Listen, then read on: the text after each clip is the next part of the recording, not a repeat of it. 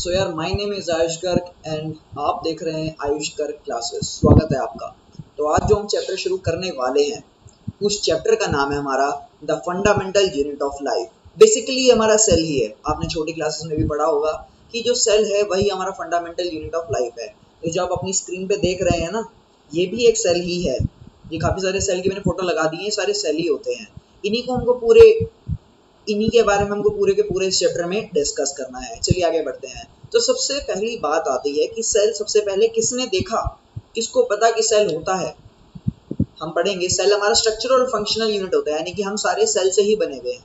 अगर आपने को नहीं याद आ रहा तो हम सारी चीज़ें जो हमको जितने भी लिविंग ऑर्गेनिज्म दिख रहे हैं, चाहे वो प्लांट है चाहे एनिमल है, सभी के सभी सेल से ही बने हुए हैं। तो सबसे पहली बात होती है सबसे पहला सेल किसने देखा, तो साइंटिस्ट का नाम था रॉबर्ट हुक। ये जितने भी आप नोट्स वगैरह देख रहे हैं सारे मैं डिस्क्रिप्शन में इनका लिंक डाल दूंगा, तो वहां से आप डाउनलोड कर लेना। ठीक है, रॉबर्ट हुक 1665 की बात है।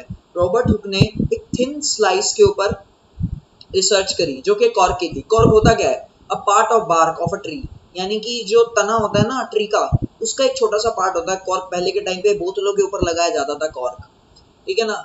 तो ये हमारी नॉन लिविंग थिंग भी है। कॉर्क हमारी नॉन लिविंग हो गई। ये जब इन्होंने इसके ऊपर रिसर्च करी, जब इन्होंने देखा कॉर्क को एक सेल्फ डिजाइन माइक्रोस्कोप के अंदर, माइक्रोस्कोप कोई भी ऐसी चीज जो कि छोटे को बड़ा करके दिखा दे। अभी आप इतना ही समझिए, इन्होंने खुद एक अपने आप से माइक्रोस्कोप बनाया। उस टाइम तक तो जैसे आप आपने अपनी लैब में देखा होगा माइक्रोस्कोप, उस टाइप माइक्रोस्कोप नहीं होता था। उन्होंने खुद ही एक अपना माइक्रोस्कोप बनाया, सेल्फ डिजाइन माइक्रोस्कोप। उन्होंने देखा कि हनी कॉम्ब लाइक स्ट्रक्चर, जैसे कि आप यहाँ पे देख पा रहे होंगे,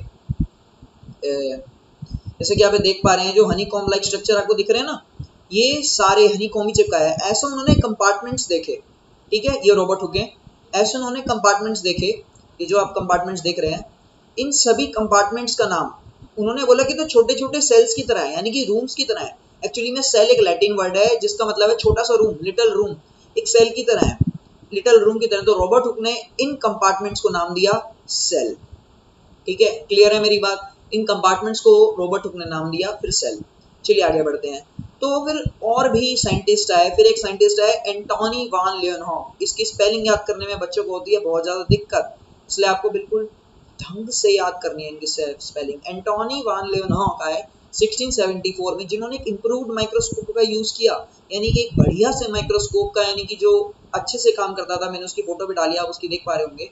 ये इम्प्रूव माइक्रोस्कोप है। इन्होंने एंटोनी वान लियोनहॉफ ने इसका यूज़ किया पहली बार, ठीक है। और इन्होंने बता दिया कि लिविंग सेल, जैसे आपने देखा रॉबर्ट हुक ने तो बताया था नॉन लिविंग सेल कॉर्क का, इन्होंने लिविंग सेल देखा जो कि इन्होंने पॉन्ड वाटर में देखा। पॉन्ड वाटर तालाब का पानी, ये हमारे एंटोन वान लियोनॉफ जी हैं। इन्होंने उसके अंदर लिविंग सेल देखा इम्प्रूव्ड माइक्रोस्कोप से। आपको भी इतना ही जानना है, पूरा डिटेल में। ये इंट्रोडक्शन लेक्चर है आपका, धीरे धीरे डिटेल में जाएंगे। इसके अगले लेक्चर में आपको और ढंग से सारी चीजें समझ में आएंगी।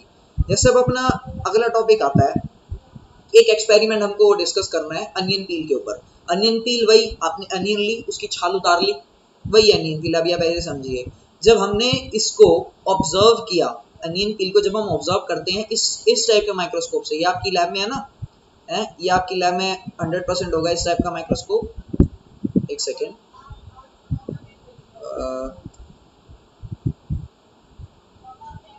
हाँ जी, इस टाइप का माइक्रोस्कोप आपकी लैब में 100% होगा, है ना।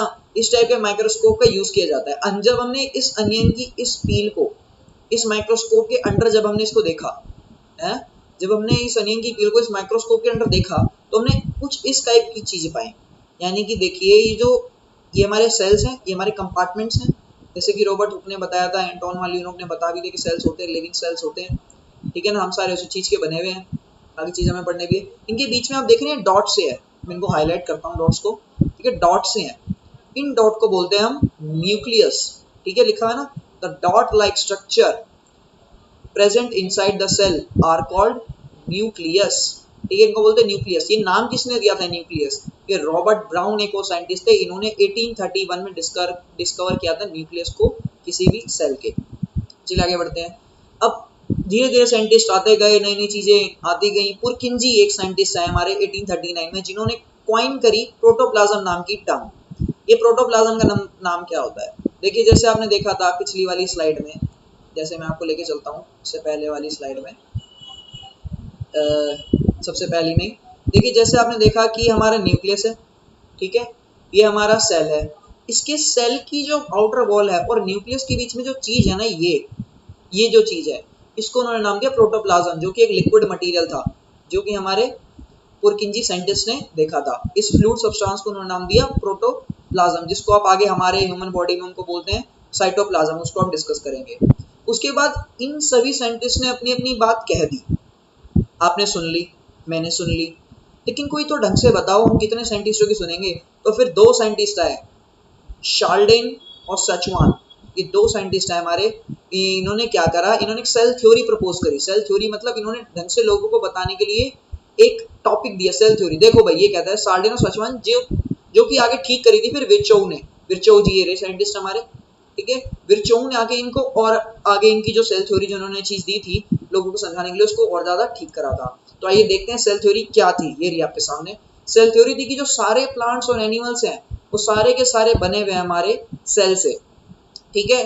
ये दिया था हमारे शार्लडेन और सचवान ने। जो पहला का पहला पोस्टुलेट है ना हमारा, जो पहली जो लाइन है, ये हमारी दी थी सचवान ने, शार्लडेन और सचवान ने, यहाँ पे लिखा हुआ ये शार्लडेन और सचवान।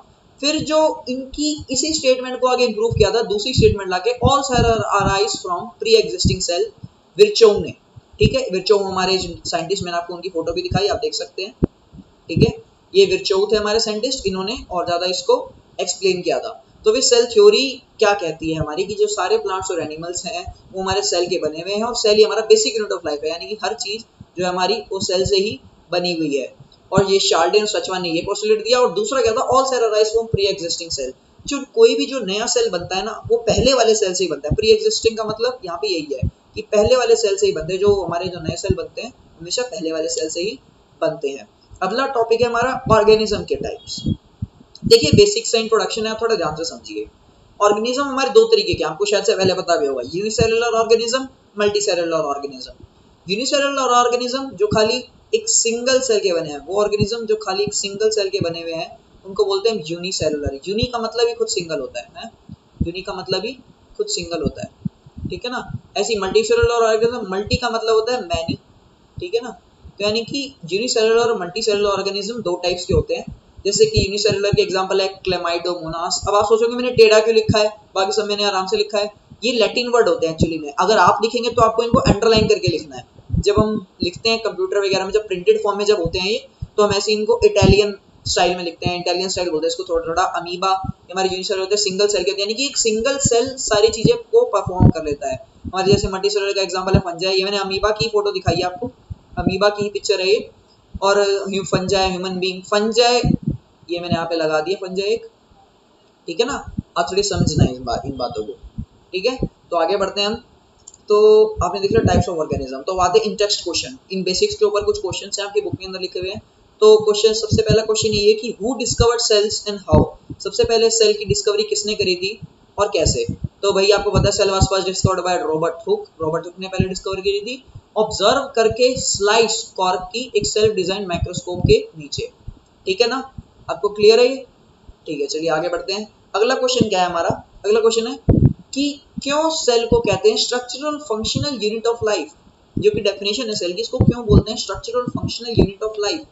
क्योंकि जो सारे लिविंग ऑर्गेनिज्म है वो सेल्स के बने हुए हैं, और सारे जो बॉडी के फंक्शंस हैं, ठीक है, वो हमारा सेल ही परफॉर्म करता है। चाहे वो एक साथ करे, चाहे वो अकेला करे, चाहे काफी सारे सेल मिलकर करें, चाहे वो अकेला करे, हमारा सेल ही करता है। इसी कारण हम इसको structural functional unit of life कहते हैं। नोट्स बनाते रहिए, फिर भी आपको पीडीएफ नोट्स तो मिल ही जाएंगे नीचे डिस्क्रिप्शन बॉक्स में।